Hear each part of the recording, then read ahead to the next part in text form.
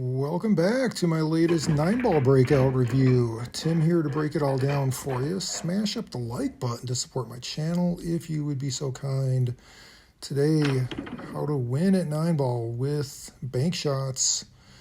We're going to get into it here, so make sure you're subscribed to the channel. We got new videos coming out every day. We got 8-ball, we got 9-ball, and we got different types of tips and tricks. Different things that I'm learning along the way that I want to pass on to you. You guys have also done a great job of, commenting to help out the community and helping me, kind of learn as I go. I got a long road ahead of me to get to the level I want to as a pool player, to where I'm able to compete. Here we got our first bank shot of the game, which is the 1-ball. Now, a lot of this is feel. A lot of it is knowing your table, knowing how the rails respond.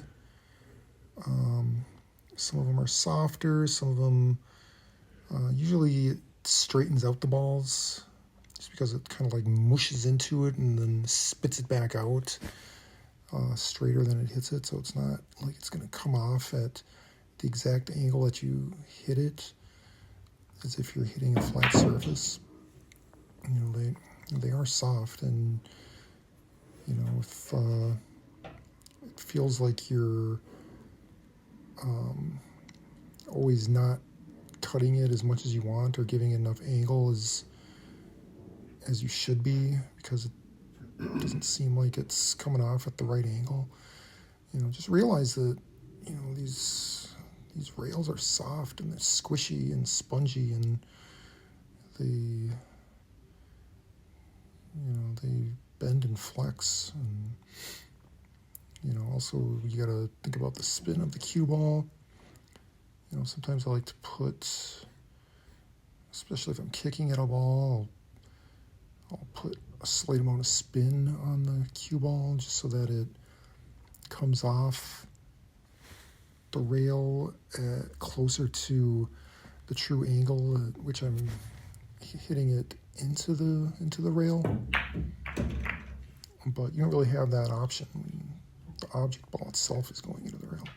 See, that one, gosh, that was like perfect. That's actually what I tried to do, honestly, because I needed to have it come off the 9-ball and back over into the 4-ball, just to even give myself a chance at a shot here. And not a super easy shot. I just got to draw it back for the 5 in the same pocket down there in the corner. So obviously I got my work cut out for me here. And I'm going to do my best to line this one up. Trying to play faster for my more impatient viewers that want to see me just fire away. I was watching some of the World 9-ball tournament today, and it's like, man, these top players really don't need much time to line up their shot. They just get down and fire away, and usually have pretty good success. But I mean, they're born with a cue in their hand a lot of the times. But you don't want to feel like you have to play like a pro until you are ready to play like a pro. It takes a little longer to line up your shot and think about the different things that you need to be thinking about, and then do what you have to do. It'll become more second nature as you go. So that was nice there. I was a little worried about drawing it back too much and scratching, but I also didn't want to not draw it back enough. So now here I got kind of a nice angle, even though I am stuck on the rail.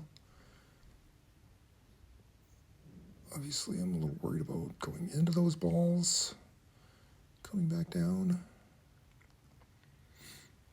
But I don't have much of a choice here. I just, one of the keys that I'd like to mention about any game is, make sure you're making your shots. I know it sounds kind of stupid to say, like, but if you're too worried about the leave or like what I'm going to do 3 balls from now or how am I going to solve this issue, or I mean, you're going to end up missing a ball because you're thinking about too many different things.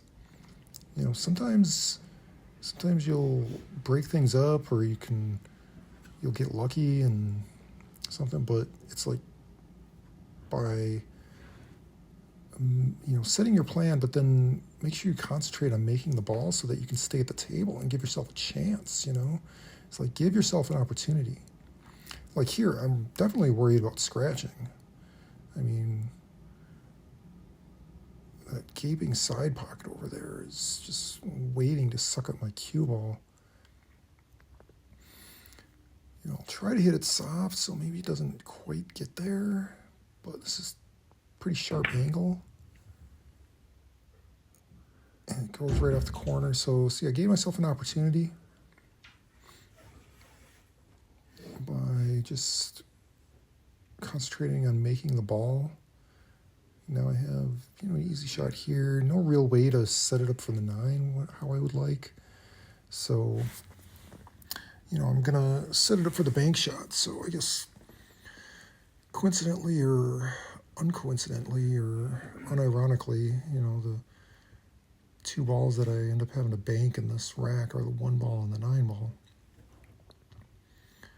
So I don't want to get on the top side of the 9 ball. I actually want to get like even with it here.